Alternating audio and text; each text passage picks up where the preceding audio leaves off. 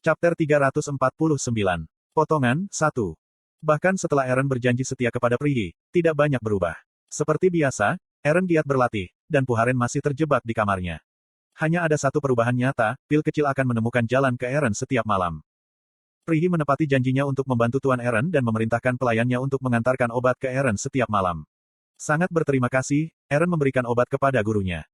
Ketika setiap hari berlalu, Tuan Eren memulihkan kesehatannya, dan Eren tumbuh dengan cepat.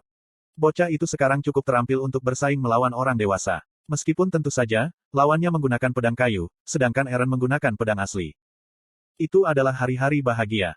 Lalu, suatu malam, Eren, yang kembali ke rumah setelah rutinitas latihannya yang biasa, mengirimkan obat kepada tuannya seperti biasa dan berbagi percakapan yang agak menyenangkan dengan pasien yang baru sembuh.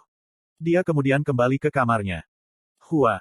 Eren duduk di kursi dan memandang keluar jendela. Tiba-tiba, rasa puas mulai menguasai dirinya. Beberapa akan menggambarkan perasaan ini sebagai kebahagiaan, atau sukacita. Eren meletakkan tangannya di dadanya dan tersenyum. Ah, benar. Sekarang, setelah semuanya terkendali, Eren ingat sesuatu yang telah ia lupakan, yaitu, para biarawati yang telah merawatnya. Eren mengeluarkan kertas dan pena dan mulai menulis. Dia ingin memberitahu para biarawati seberapa baik dia melakukannya sehingga mereka tidak perlu khawatir tentang dia. Sama dengan. Ke kuil Keterin.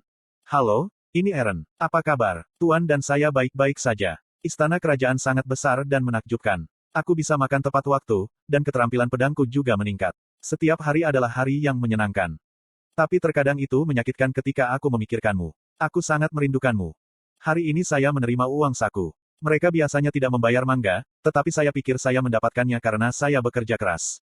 Aku mengirimkannya kepadamu karena toh itu tidak berguna bagiku. Silakan gunakan dengan baik. Saya akan menyimpan surat-suratnya. Terima kasih untuk semuanya. Semoga rahmat Tuhan selalu menyertai Anda. Sama dengan. Eren menyegel surat itu dengan 2 koin emas, hadiah yang diterimanya dari Prihi, dalam sebuah amplop. Bagian bawah amplop itu sangat menebal oleh koin. Eren memandang surat itu dengan puas. Dia tetap seperti itu selama beberapa waktu sampai cahaya merah mulai menembus jendelanya. Awalnya cahaya itu seukuran kunang-kunang. Dengan cepat tumbuh lebih besar saat melewati jendela dan bersinar terang di wajah Eren. Petik 2 tanda tanya petik 2. Eren memandang keluar jendela dengan kepala miring. Apa? Di bawah langit malam, di taman istana kerajaan, sepasukan tentara berdiri dengan obor di tangan mereka. Mereka bersenjata lengkap dan jelas-jelas bermusuhan, menginjak-injak rumput dan bunga-bunga di kebun. Eren cepat-cepat meraih pedangnya dan berdiri. Ah! Namun, ketika dia melihat sosok kecil di pusat tentara, dia berhenti. Eren dan dermawan tuannya, Prihi, ada di sana. Orden terbangun di sebuah gua. Dia melihat cahaya dari lampu yang bergoyang samar di atas permukaan langit-langit batu. Orden tidak bisa memahami situasinya. Dia ingat dia merasakan hal yang sama ketika dia pertama kali mendapatkan kecerdasan. Fakta bahwa dia masih hidup membuat Orden bingung. Kururu. Pada saat itu, dia mendengar suara kuru-kuru. Orden perlahan berbalik ke arah suara itu datang. Kuru-kuru berlutut di sampingnya. Kuru-kuru meminta maaf. Dia merasa bersalah bahwa dia telah melanggar perintah raja dan menyelamatkan hidupnya. Tapi monster humanoid itu tidak menyesali keputusannya. Bahkan, kuru-kuru siap mati. Dia siap mengambil nyawanya sendiri jika raja menginginkannya. Petik 2. Orden menatap kuru-kuru dalam diam. Dia membaca ingatan pelayannya. Semua hal yang telah dilakukan kuru-kuru selama bertahun-tahun perlahan meresap ke Orden. Kuru-kuru melakukan perjalanan ke seluruh dunia untuk menyelamatkan Orden. Dia melakukan segala yang dia bisa lakukan untuk mendapatkan ramuan obat roh, seperti ginseng, herbal, biji dan lamun. Kadang-kadang dia bahkan mencuri dari orang lain. Dalam prosesnya, kuru-kuru memotong kaki kraken, membobol menara pahlawan, mengeluarkan gigi dire wolf kuno, dan membeli kulit basilis. Dia melintasi gunung, menjelajahi lautan, berlari melalui hutan, berkeliaran di padang pasir, dan terjun ke magma mendidih. Sementara itu, ia kehilangan lengannya, menjadi buta, dan antenanya terbakar. Tapi tidak ada yang penting bagi kuru-kuru. Kalau saja dia bisa menyelamatkan raja. Kalau saja dia bisa bersamanya lagi. Pelayan itu rela memberikan hidupnya sendiri untuk itu. Petik 2. Setelah mengingat ingatan kuru-kuru, Orden tiba-tiba menyadari bahwa ia telah menjadi lebih kecil. Dia masih lebih besar dari rata-rata manusia, tetapi sedikit lebih kecil dari 3 manusia. Tanduknya, yang telah dia kelola dengan hati-hati, juga hilang. Karena ini, tubuhnya tidak terasa terlalu berat. Orden berdiri tanpa mengucapkan sepatah kata pun. Dia menggerakkan kakinya yang kaku dan melangkah maju. Tanah di bawah kakinya terasa lembut, karena kuru-kuru telah mengelola gua dengan hati-hati. Orden menginjakkan kaki di dunia di luar gua. Langit biru yang menyilaukan menyambutnya. Matahari menyinari dirinya. Harmoni awan, matahari, dan bulan di langit sangat indah. Orden berdiri dalam keheningan mutlak dan merasakan sifat di sekitarnya. Angin asin, ombak bergulir, dedaunan gemerisik, dan pasir keemasan di pantai. Matanya menangkap mereka semua. Ini aneh. Tawa kecil keluar dari bibir Orden. Dia belum pernah melihat sedekat itu pada alam. Dia tidak pernah benar-benar tertarik dengan itu. Sebelumnya, yang dia lakukan hanyalah bertarung dan membunuh untuk mencari keberadaannya sendiri. Ketuk, ketuk. Pada saat itu, dia mendengar langkah kaki pelan mendekat. Ketuk, ketuk. Kuru-kuru, satu-satunya pelayannya, berdiri di sampingnya. Namun Orden tidak berbalik untuk menghadapi pelayannya. Kuru-kuru juga diam. Kedua monster itu berdiri diam dan memandang ke cakrawala. Mereka tetap seperti itu untuk waktu yang sangat lama sampai semua waktu yang mereka habiskan telah dibayar. Itu sudah lama sekali ketika Orden pertama kali hidup kembali. Hilang dalam ingatan lama, Orden menatap langit biru Vladivostok. Kuah, kuah. Tapi suara aneh mengganggu ingatannya. Orden menunduk dan memandangi asal-usul rintihan yang menyakitkan itu. Bual, iblis yang menyerangnya dengan arogansi keras kepala, sekarang terbaring di tanah. Dia tidak punya tangan. Dia masih memiliki satu kaki yang tersisa, tetapi dilipat pada sudut yang aneh. Perutnya sobek dan darah dan organ-organ mengalir keluar darinya. Bual benar-benar kalah. Pasukannya, yang pada suatu waktu tampaknya menutupi seluruh permukaan bumi, telah dimusnahkan juga. Orden telah menghancurkan pasukan iblis sendirian. Kau bodoh-bodoh, beraninya kau. Meskipun demikian, Bual belum menyerah. Orden menatap Bual. Di mata Bual yang merah dan gerak-geramnya, Orden bisa melihat dirinya yang dulu. Orden merasa malu pada dirinya sendiri, sedemikian rupa sehingga dia ingin mengajarkan transenden ini menjadi apa yang telah dia pelajari sendiri. Pada saat itu Orden menyadari bahwa dia dan iblis mungkin serupa dalam beberapa hal, meskipun ada perbedaan dalam tahun-tahun yang mereka jalani saat ini. Orden menatap Bual dan berbicara. Saya merasa kasihan untuk Anda. Jangan pernah bertanya-tanya tentang diri Anda lagi. Itu akan membuat pikiran Anda nyaman. Petik 2. Tutup mulutmu. Bual meludah ke Orden. Namun, campuran air liur dan darah yang terkutuk itu jatuh ke tanah tanpa pernah mencapai Orden. Anda, aku akan mengingatmu. Aku akan membunuhmu apapun yang terjadi. Bahkan jika saya mati di sini, saya pasti akan. Orang hidup karena mereka hidup. Jangan mencari makna yang lebih dalam. Petik 2. Diam, diam, kamu. Orden mengayunkan tinjunya. Retak. Dengan suara ledakan, kepala iblis menghilang. Orden menggelengkan tangannya dan berbalik.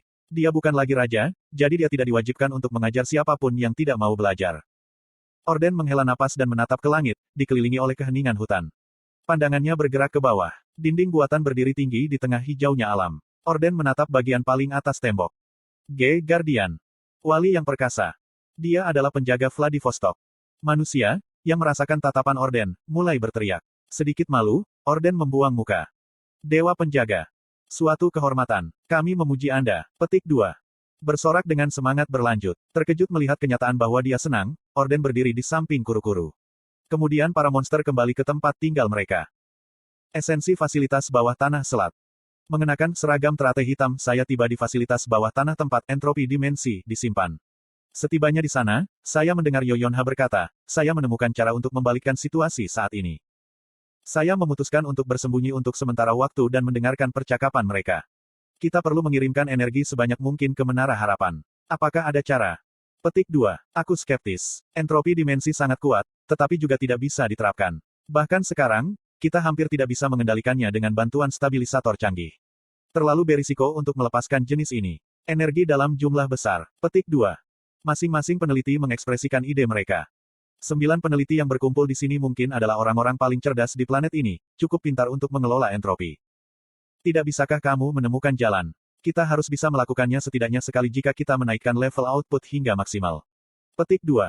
Bagaimana jika mesin rusak dalam proses? Seluruh planet ini bisa dihancurkan. Petik 2. Saya mendekati mereka di tengah-tengah perdebatan sengit. Oi. Uap. Saat saya berbicara, para peneliti berteriak di bagian atas paru-paru mereka. Saya bisa melihat rambut mereka berdiri. Bahkan Yoyonha tampak terkejut, menelan ludahnya. Sambil tersenyum, saya mengumumkan, jangan khawatir tentang stabilitas. Aku akan membantumu. Petik 2. Saya memiliki beberapa hadiah yang dapat digunakan untuk meningkatkan output mesin, stigma, sistem konsolidasi acak dan kendala dan amplifikasi. Namun, siapa pria ini? Identifikasi dirimu sendiri. Petik 2. Bagaimana kamu sampai di sini? Para peneliti saling berpelukan dan, sebagai satu bola raksasa, mengarahkan jari mereka ke arahku. Cara para peneliti setengah baya berteriak panik sangat lucu. Chief Officer, tolong lakukan sesuatu. Siapa pria ini? Petik 2. Petik 2. Yoyonha melirik pakaian saya dan menghela nafas. Tidak masalah. Dia ada di pihak kita. Petik 2. Petik 2. Sisi kita. Iya nih. Saya yakin Anda semua pernah mendengar tentang dia. Ini Black Lotus. Petik 2. Petik 2. Petik 2. Teratai hitam. Saat Yoyonha mengumumkan nama saya, para peneliti membeku. Bibir dan jari-jari mereka, yang telah bergerak tanpa henti sampai beberapa saat yang lalu, juga berhenti. Dalam keheningan mutlak, Yoyonha berbicara lagi. Tidak masalah. Sudah kubilang, dia sekutu kita. Petik 2. Petik 2. Petik 2. Terlepas dari dorongannya, para peneliti masih ragu. Tidak punya pilihan, saya melangkah maju. Rencananya akan berjalan seperti yang dibahas. Saya bisa mengurus masalah stabilitas. Petik 2. Mengatakan demikian, saya mendekati mesin berbentuk langit. Dan saya menjangkau ke jantung mesin, di mana entropi dimensi ditempatkan. Berhati-hatilah. Para peneliti berkomentar dengan khawatir. Saya tersenyum kecil dan mengaktifkan sistem konsolidasi acak. Wiying. Mesin itu segera mulai mengeluarkan suara keras, dan tiba-tiba nomor 48 muncul di tengahnya. 48%. Sungguh suatu amplifikasi yang luar biasa. Saya mengalihkan pandangan saya kepada para peneliti lagi. Rahang mereka jatuh karena terkejut. Orang-orang ini ahli dalam bidang keahlian mereka. Mereka pasti menyadari bahwa mesin itu benar-benar berbeda dari yang dulu. Petik 2. Sekarang, mari kita sambungkan Krevon dan bumi dengan ini, kataku dan melirik Yoyonha. Yoyonha mengangguk dan mendatangiku. Haruskah aku mengaktifkannya sekarang? Iya. Baik, ayo semuanya. Kami tidak punya banyak waktu. Petik 2. Tepukan tangan Yoyonha membantu para peneliti untuk menyadarinya. Mereka dengan cepat menuju ke ruang kontrol dan mulai mengetik di komputer. Sekitar 2 menit kemudian. Wong. Mesin surgawi mulai bergetar. Energi yang diekstraksi dari dimensi entropi terkonsentrasi pada satu titik tertentu. Asteris Gu. Resonansi getaran mengguncang tengkorak saya.